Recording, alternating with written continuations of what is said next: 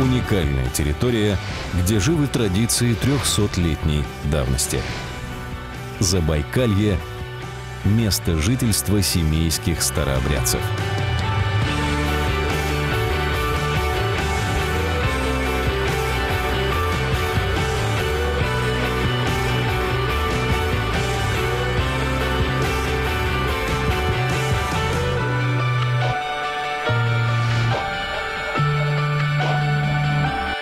Староверов Забайкалья называют семейские. В XVIII веке Екатерина II переселяет их семьями насильно на Алтай и Забайкал.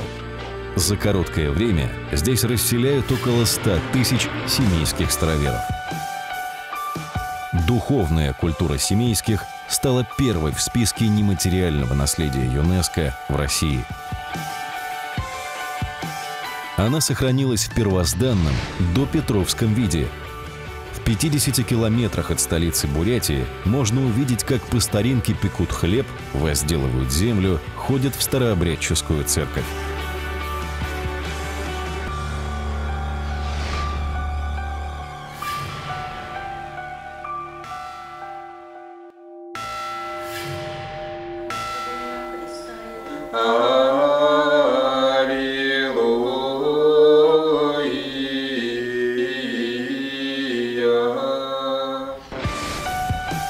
Ценность культурного наследия семейских – многоголосный хор, уникальный распев, который изучается сегодня как феномен в разных консерваториях мира.